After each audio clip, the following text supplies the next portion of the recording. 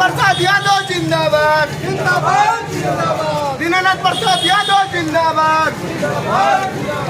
दानापुर विधानसभा से राजद के समर्पित सह जुझारू युवा नेता भाई दीनानाथ यादव आज फिर एक बार पहुंचे दानापुर नगर परिषद के वार्ड नंबर 7 कृषि फार्म में, जहां से उन्होंने लोगों से मिलकर जाना उनका हालचाल के साथ वर्तमान में सरकार के प्रति कृषि फार्म में रह रहे लोगों के द्वारा उदासीनता और क्या क्या तकलीफें हैं सुशासन बाबू की सरकार में। दानापुर विधानसभा से राजद के समर्पित सह जुझारू युवा नेता भाई दीनानाथ यादव जब मिले लोगों से तो कृषि फार्म के लोगों ने एक सुर में कहा, एनडीए को भगाओ, तेजस्वी को लाओ, बिहार में तेजस्वी यादव की सरकार बनाओ और बिहार का विकास कराओ। यही कृषि फार्म के लोगों ने है ठाना, बिहार में तेजस्वी को है लाना, भाजपा को है भगाना और नया बिहार है बनाना। बीच जा रहे हैं, लोगों से मिल रहे हैं, क्या प्रतिक्रिया निकल के आ रही है? देखिए, लोगों से मिलने के बाद जो है ना, लोगों की समस्याओं देखने के बाद यही लगता है कि पिछला 15-20 साल से जो सरकार चल रही है वो बिल्कुल ही निकम्मी है। मतलब गरीबों के बारे में ना सोचना, गरीबों के बारे में कोई योजना, मतलब कोई कल्याणकारी योजना मतलब कि नहीं है। और जो प्रोग्राम भी है सरकार के पास, वो प्रोग्राम जो है ना गरीब आदमी के पास नहीं पहुंच रहा है। तो समस्या बहुत है और सरकार जो है बिल्कुल निकम्मी है। पिछला 20 सालों से खाली गाल बजाने के सिवा और कुछ नहीं रह गया है सर वर्तमान सरकार का। गरीब गुरबा मर रहे हैं, शिक्षा दूर होता जा रहा है, चिकित्सा दूर होता जा रहा है। गरीबों को सही समय पर शिक्षा नहीं मिलेगा, शिक्षित नहीं होंगे तो सशक्त नहीं होंगे, और सशक्त नहीं होंगे तो उसके बिना अगर कोई ढिंडोरा पीट रहा है कि बिहार तरक्की कर गया, देश तरक्की कर गया, तो ये सब कोड़ी बकवास मानेंगे। जब तक ले अंतिम पायदान पर रहने वाले व्यक्ति, गरीब व्यक्ति,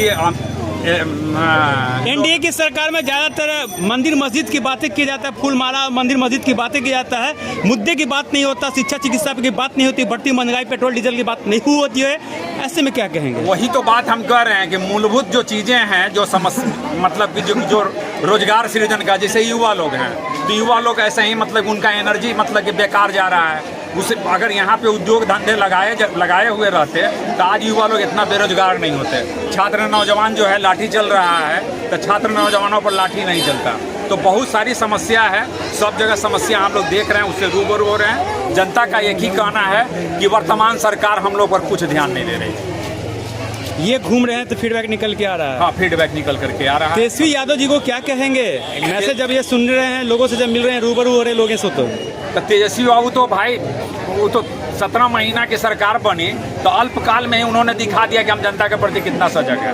अभी जो वर्तमान जो इलेक्शन नज़दीक है, तो 2025 में अगर सब गरीब लोग एकजुट रहते हैं तो तेजस्वी बाबू की सरकार बनेगी। और तेजस्वी बाबू अनेकों लाभकारी योजनाओं के साथ मतलब जनता के बीच आए हैं, जिसमें 200 यूनिट बिजली फ्री देना, माता बहनों के लिए 2500 रुपया देना, मतलब सहयोग राशि, कोनो खैरात नहीं। मतलब जब तक तेजस्वी यादव के हाथों को मजबूत नहीं करेंगे तब तक बिहार का बेरोजगारी दूर नहीं हो पाएगा। सवाल यहाँ ये उठता है कि जब तक ताकत नहीं मिलेगा तो हम लोग क्या करेंगे?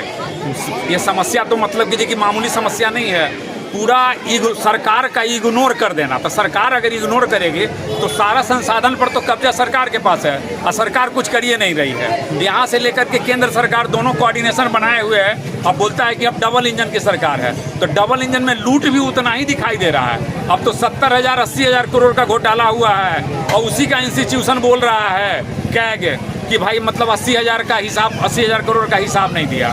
तो जब चारा घोटाला 900 करोड़ का हुआ, उसमें हमारे लालू यादव जी को कॉन्स्पिरेसी के तहत हिसाब खोजा कि हिसाब वित्त मंत्री के नाते नहीं दिए। तो आज बताएं ना भाई कि 15-20 साल से जो सरकार चल रही है, ये 80-90 हज़ार करोड़ रुपया हुआ क्या, उसका हिसाब क्यों नहीं दे रहा है? तो भाई ये गरीबों का लूट है, महालूट मचाए हुए है। गरीब के अधिकार को लूटा जा रहा है, उसके एजुकेशन को छीना जा रहा है, उसके चिकित्सा शिक्षा पर कोई ध्यान नहीं दिया जा रहा है। युवा लोग बेरोजगार है, युवाओं के बारे में नहीं सोचा जा रहा है। नौकरियां बाहर के लोगों को दिया जा रहा है। कल ही छात्र लोग हंगामा किए हैं, उन पर लाठी बरसाया गया है, उनकी ओर ध्यान नहीं दिया जा रहा है। और स्टेट है भाई कि भाई टोटल नौकरी का 90% हम स्थानीय लोगों को देंगे, 10% हम बाहरी लोगों को देंगे। तो कम से कम उसी का फॉलो करता तो बिहार के लोगों को रोजगार मिलता। अभी 60-65 अगर नौकरियां मिलती है तो 100 नौकरियां मतलब कि देखिए बाहरी लोगों को है। तो इस तरह से रेशियो है। तो उस रेशियो के अगर ऐसा रहेगा तो आक्रोश तो यहाँ के युवाओं को और छात्रों को बढ़ेगा ही। तो ये सब सारा समस्या है जो हम घूम घूम के देख रहे हैं। और जनता के बीच जा रहे हैं और जनता का यही आवाज़ है कि वर्तमान सरकार बिल्कुल निकल इस बार कहीं ना कहीं तख्ता पलट होगी, सरकार चेंज होगी। बिल्कुल होगी। इलेक्शन जितना मतलब इलेक्शन भर जितना ठिठोली करना है वर्तमान सरकार को कर ले। 25 में उनको दर्शन नहीं हो रहा है। अब 25 में जब सरकार जाएगा तो मेरा पूर्ण विश्वास है कि केंद्र का भी सरकार डोलेगा, केंद्र का भी गिरेगा, केंद्र की बदलाव होगा तो केंद्र भी बदलेगा। और अब जब बदलेगा तो अगला 100 साल तक ये लोग जाली आदमी को सत्ता में कभी यहाँ की जनता आने नहीं देगी। ये मेरा पूर्ण मतलब भरोसा है जिस तरह से देख रहे हैं। यादव जिंदाबाद, भारती जिंदाबाद।